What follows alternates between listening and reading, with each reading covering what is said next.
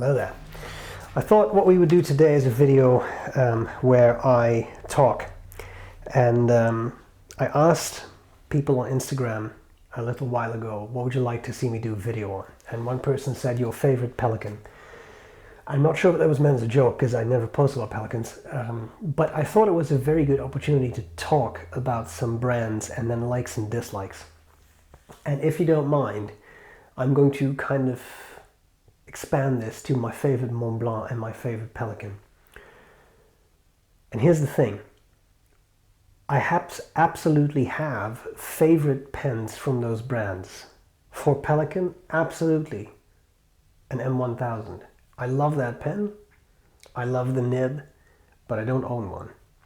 I don't really felt the need to have one. I've owned one, but I've sold it and I haven't really looked back. As to Montblanc, 146. You thought I was going to say 149, but I find the 146 more comfortable in size. The 149 is just a bit girthier. I really like the 146. The 149 has a cooler nib because it's bigger. It's a number 9 nib. But the 146 I think is a perfect pen for most people. Just like the M800, the one step below the M1000, is a perfect pen for most people. Peter Twidle, in his outstanding book on fountain pens, says that. Like M800. If his dad had a pen, his parents had a pen shop. He worked in a pen shop. Their standard recommendation was M800 because it works for basically everyone. So then the question, I think, becomes, so if you like these pens so much, why don't you have them? And every year when I do my go-to video, the greatest of all time, every year there's someone who comments something along the lines of, this is not the proper list, this list is incorrect because there's no Montblanc on it, or this is not right because there's no Pelikan on it. And I think those people don't fully understand it's just a personal favorites list, and I grant straight away that the greatest of all time title may not be the best, but I started with that at some point and it's evolved and I'm stuck with that title. Also hilarious, every year there's someone who comments on, but where are the goat pens? Like the pens for goats, the animal, like that animal. It's hilarious. Now, how can you love a pen and not own it? Well, for me it's quite simple. I just don't have the need to own certain pens. And there are people, and I'm saying this without any judgment, there are people out there who say, well, if you are a pen collector, you need to have a 149, you need to have a Pelikan M1000 or 146 or M800 or whatever, because these are classic pens and they belong in a collection. And I have no issues with that idea. If that works for you and you feel like you should have one, then you should absolutely buy one if you can and be happy, and that's great. But the problem is that I would push back against it a little bit and say, but why? Why do you have to have one? Well, if you want to use it, great, buy one. Straight, go out right now, buy one. And if it makes you happy, then do that. But I have found, having owned all these pens, I've had M800s, I've had M1000s, I've had 149s, I've had 146s. I didn't use them enough.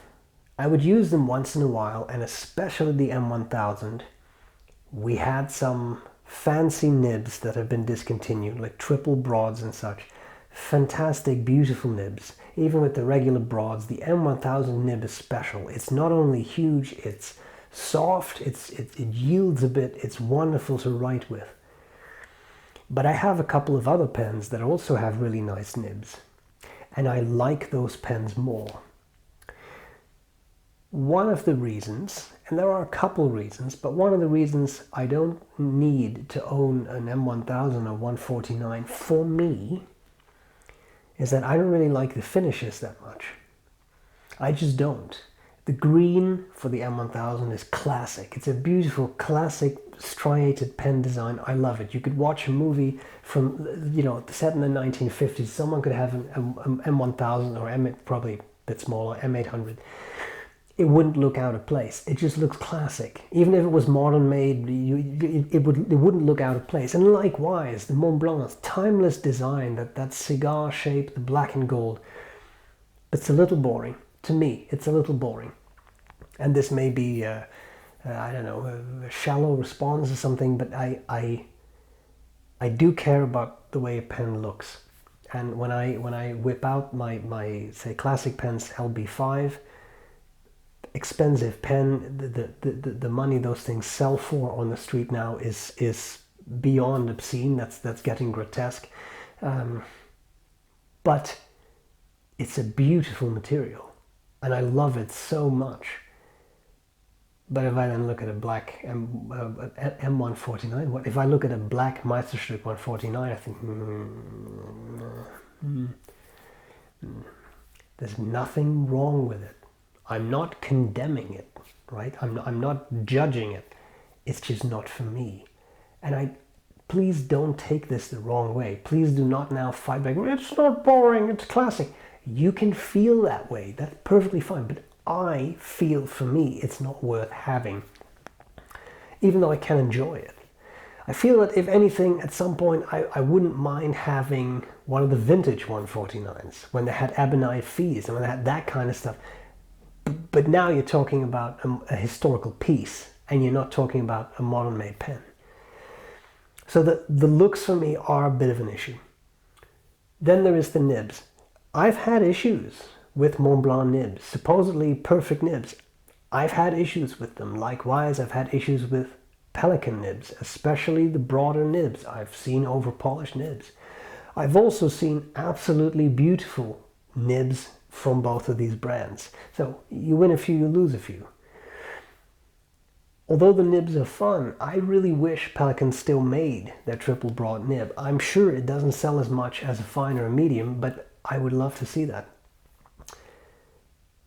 So that's another issue for me. The nibs, although typically nice, assuming they write as they're supposed to write, they're nice. Again, I've just sung the praises of the M1000 nibs. I do think they're great. But there is that. I have other nibs that are equally great or greater in my mind. And so I don't need that. And then another thing that did not used to bother me, but that has started to bother me in the past year and a half, 2 years, it's a little hard to pinpoint, is these companies charge enormous amounts of money for machine-made pens that are just, the bodies are made on machines and it's just gets churned out by the however many a day. And I know they say they do some nib tuning, and I take their word for it, but it's largely a machine-made pen. And I'm not saying that there's anything wrong with that, because they're trying to make a profit and make a living. I get that, just like everyone else does. But then I look at the smaller pen makers, and I see the quality that smaller pen makers create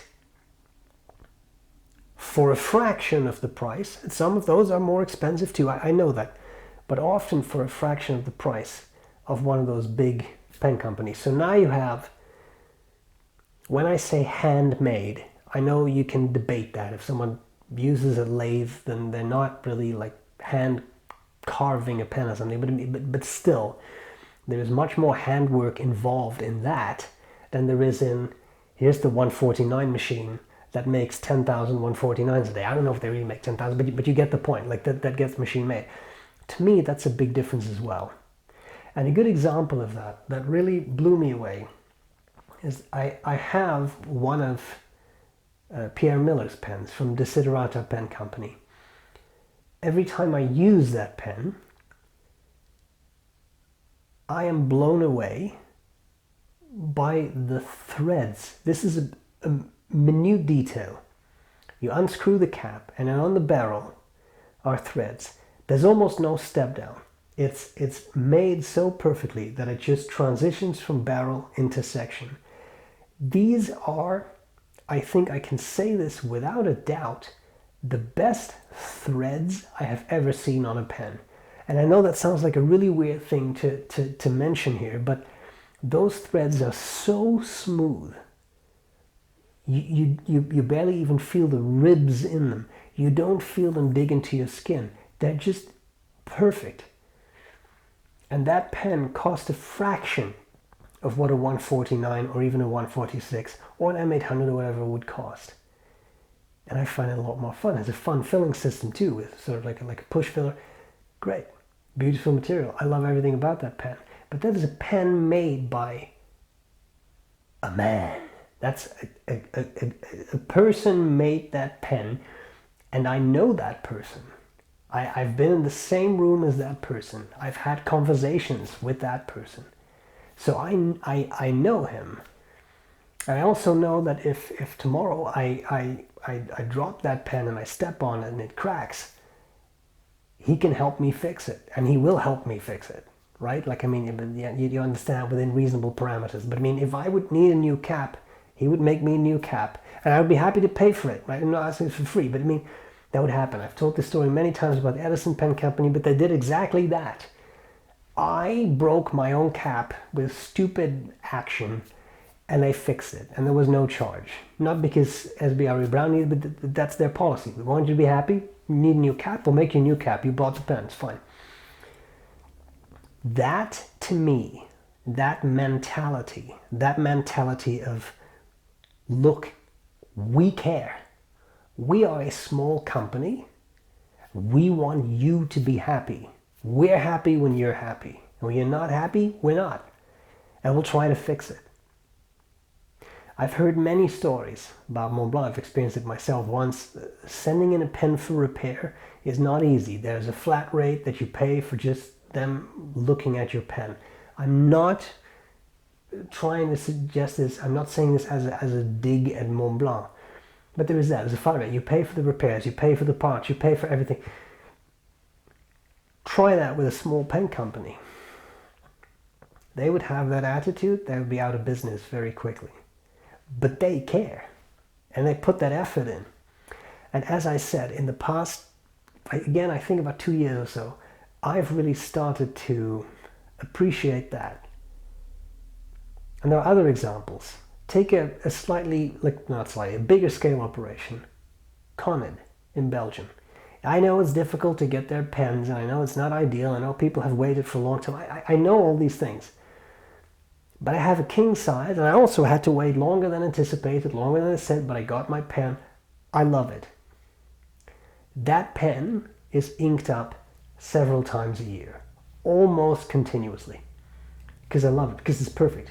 But it's made perfectly. For all intents and purposes, it is a 149 in shape and size. It's a 149, but it's beautiful. It's perfectly made. If I have an issue, I'll contact Conid, and I'm sure they'll sort it out.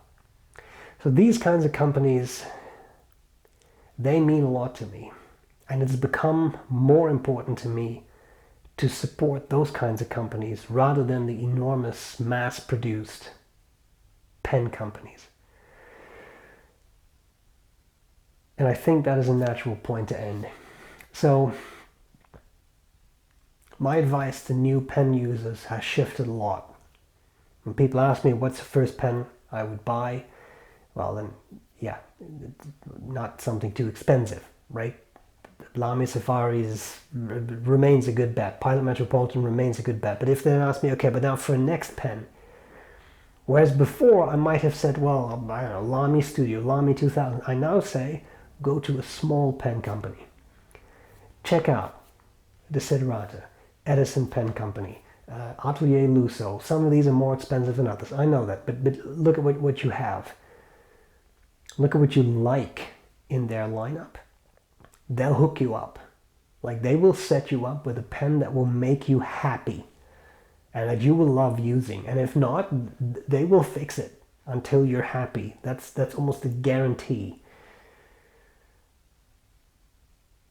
I take that over an M1000 every day of the week. And there we are. So I hope you have enjoyed this insight into the mind of B.R.E. Brown. That's my favorite Montblanc. That's my favorite Pelikan. A Desiderata Sobriquet. I hope this was useful, and I'll gladly see you later. Bye!